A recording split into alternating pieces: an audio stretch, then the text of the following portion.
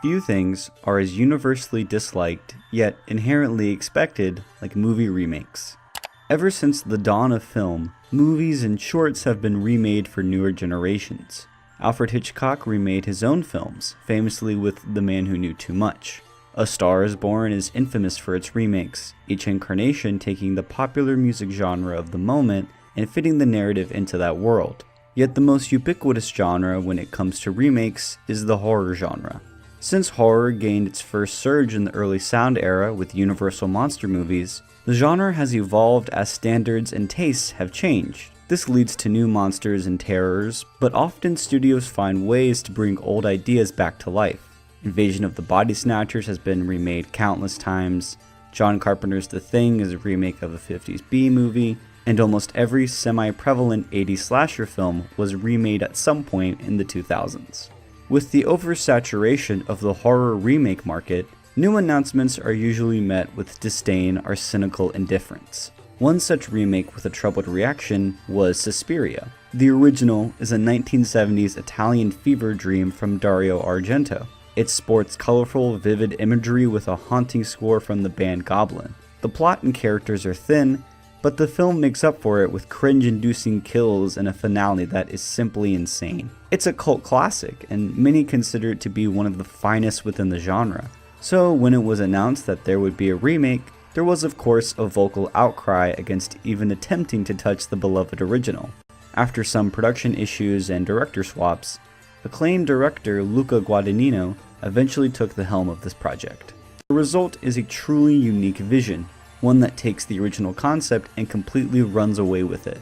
For some, the changes were welcomed, seeing Luca's vision as a worthy update to the original. For most, Suspiria 2018 was not at all what they wanted. Criticisms cite how this version adds an entire hour to the original's runtime, with a deliberately slow pace, multiple side plots, and an uncharacteristically muted color palette. It was seen as a confusing mess which tries too hard to have substance, rather than simply telling the original film's story in a modern way. As a fan of both the original and the remake, I find these negative reactions severely disappointing.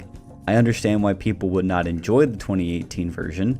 It is a slower paced film, more concerned with mixing artistic theme, heavy drama, with abstract and grotesque horror.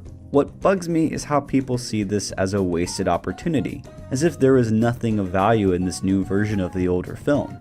This is especially disheartening when you listen to how much passion Guadagnino has for the project and how excited he was to remake it. I think because I made two remakes in a very time frame. Biggest Splash, Suspiria. Biggest Splash was La Piscine. La Piscine by Jacques Deray.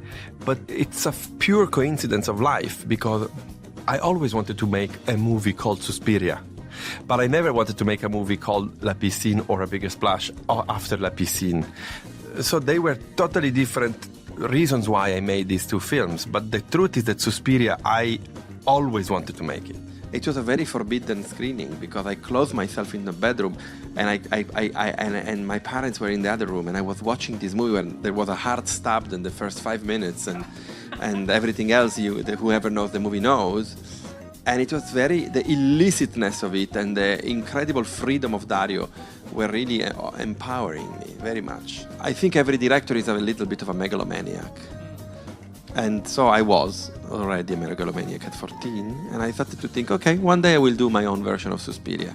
I truly and sincerely had this kind of aim since then. He clearly had a vision for this film, one that he had been musing over for decades. As someone who thinks the remake is a masterpiece, I think Guadagnino's take is certainly a welcome change, taking the basic structure of the original and creating a film that weaves itself into the time period and setting, while also remaining scary and effective. Suspiria 2018 is about a lot of things. So many in fact that the notes I took during my fourth watch deal with like 10 different themes and ideas. But I believe that one of the more interesting themes is the tension present when remaking an artistic work. I believe that this film, in a sense, is about the nature of remakes and the struggle between remaining faithful to a work and changing it into one's own artistic vision. Ultimately, I believe the film argues the latter and destroys the former, but it also plays into the overall themes of accepting change and instinctual self-expression through art.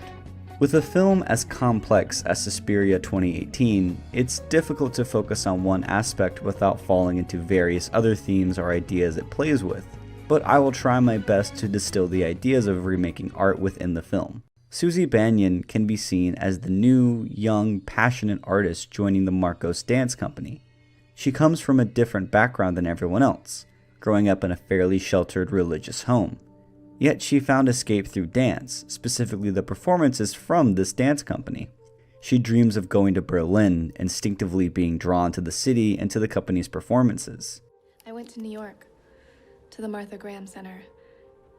I saw you there 3 times. I went once by bus, and I hitchhiked the other 2. That's risky. Were you punished? Yeah.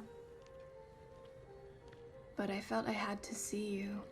It's in the documentary. I've seen it 100 times at the library. She obsessively watches and studies Volk growing up. Susie knows this work inside and out, and now she wants to be a part of it. Arriving at the studio, she impresses with her initial audition, shedding her shy demeanor for a strong, confident performance. She even catches the eye of Madame Blanc, the creator of Volk and a highly respected dance teacher at the company. Yet, as the audience finds out early on, Marcos' dance company is in fact a front for a coven of witches led by Marcos herself. They use the young girls within the company to help them perform spells and rituals, even grooming the especially talented girls to become vessels for Marcos, who believes she is the reincarnation of one of their ancient leaders, Mother Suspiriorum.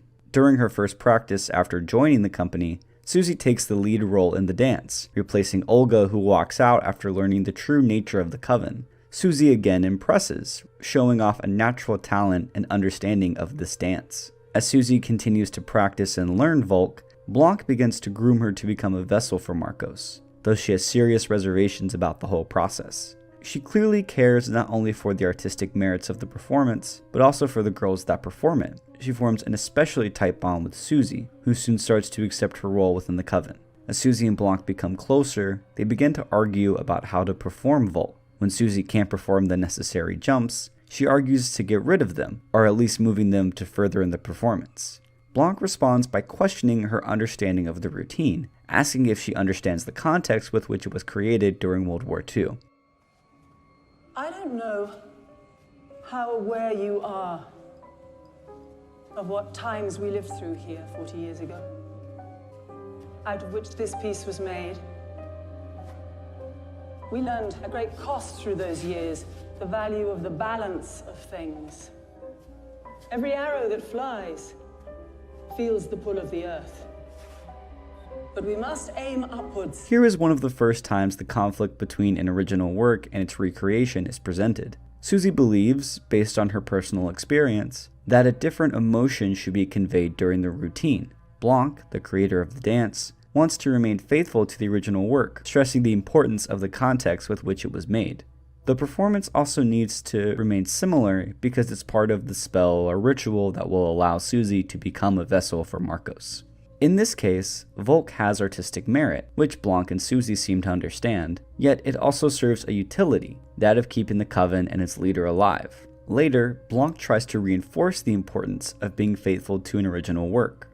When you dance the dance of another, you make yourself in the image of its creator. You empty yourself so that her work can live within you. Do you understand? Essentially, when one performs an already established dance or recreates an established work, they should inhabit the context and ideas of the creator, not letting their own interpretations or experiences form a new take. This new version should be as close to the original as possible. It's shown to be successful in the past and should stay that way.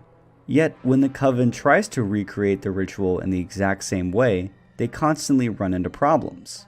The original vessels all tried to leave due to external forces. Patricia is passionate about the liberation movement in Berlin, and her conflict of interest eventually leads her to join that front, while Olga and Sarah are obsessed with learning the truth about Patricia's disappearance. Even though Susie ends up becoming the vessel, she still tries to mess with the formula, and even convinces Blanc that this routine needs to be updated, along with the coven's way of thinking. In this sense, change is inevitable. When the company does finally perform Volk, Susie goes off script while Sarah is under a trance, ultimately damaging her. The Coven is unable to deal with this change. Both Susie and Blanc regret this, with Blanc especially taking this mistake to heart. She clearly cares about the company of dancers more than the Coven stuck in its ways. At the same time, Susie has become more confident, clearly aware of her purpose, though strangely relaxed, holding an air of cleverness.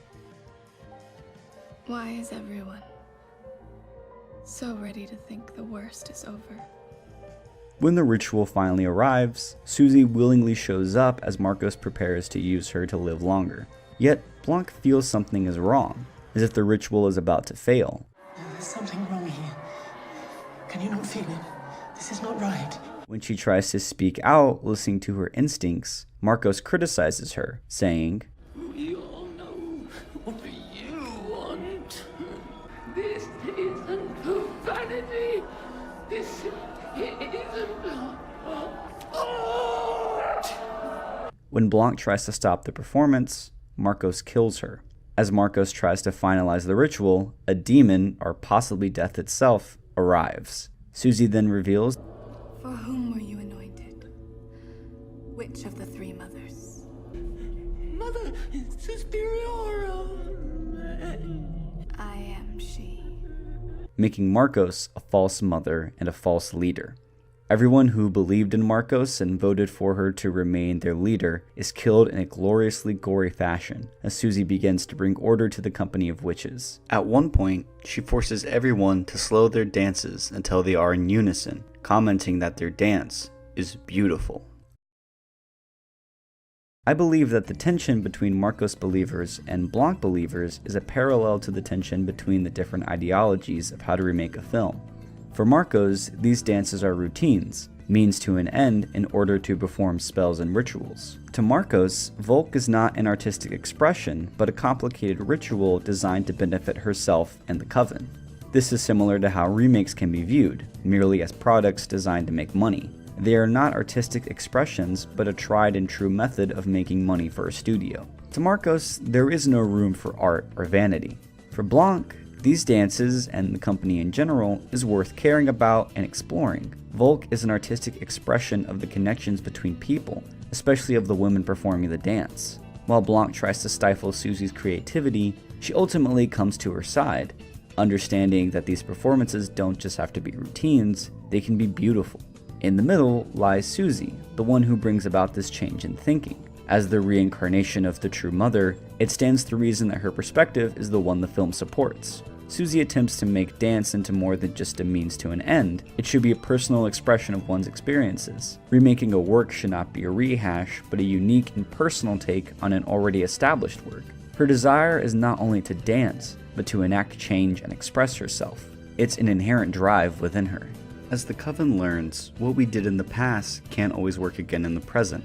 Sometimes you have to accept change. Change is a central theme of Suspiria, but if we go down that rabbit hole of what else Suspiria is about, we may never be able to return to this original point, that of how remakes should be different from the source material. While the characters and plot of Suspiria support this idea of accepting change, I believe the fact that Guadagnino literally remade a film using the same mentality speaks volumes and only further supports the idea.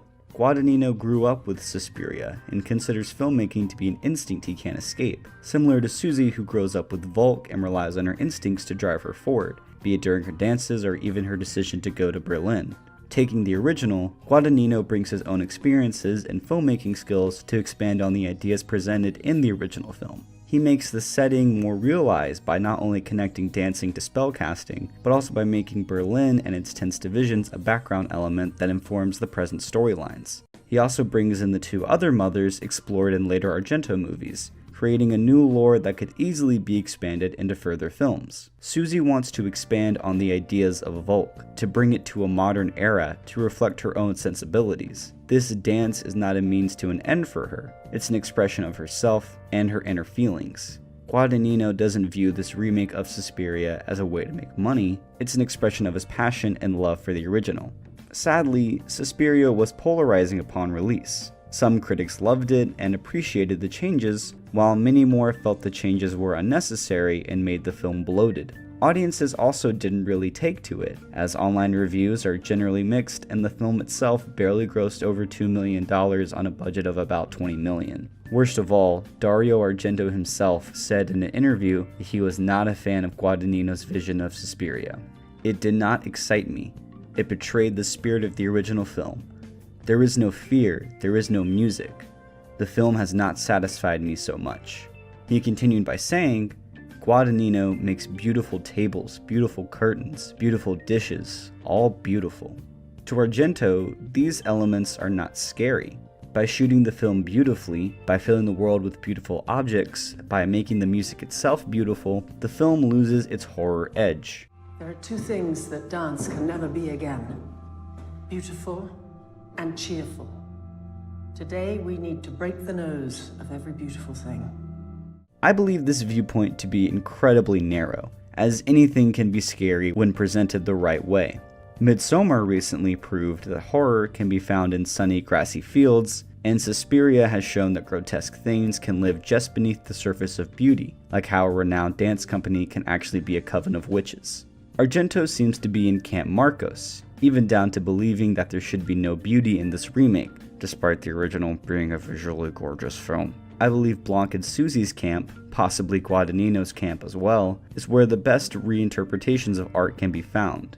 The original Suspiria is still there to be enjoyed, but that doesn't mean a new version cannot attempt to stray from the norm. If Guadagnino had just taken the original and completely recreated it, but just set it in the modern day, it would have quickly been forgotten, seen as a pointless upgrade in the vein of Gus Van Sant's Psycho.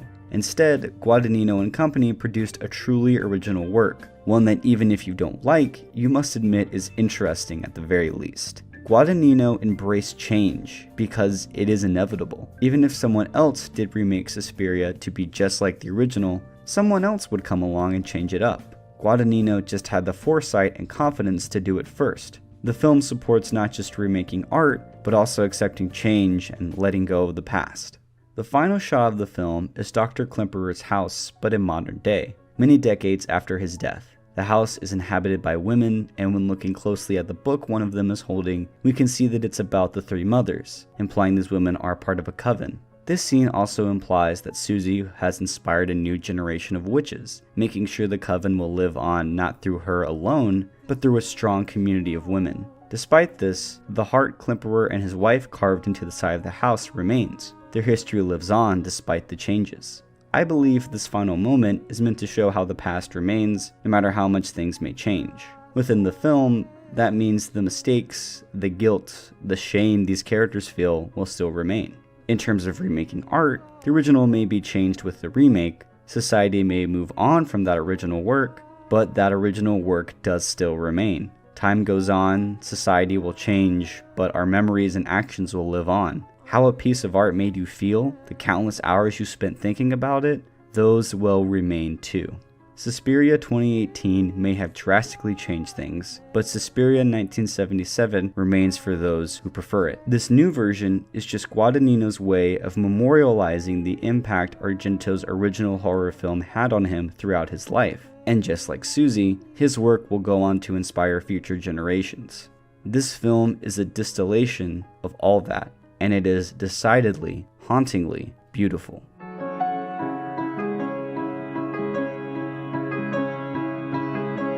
All is well, as long as we keep spinning.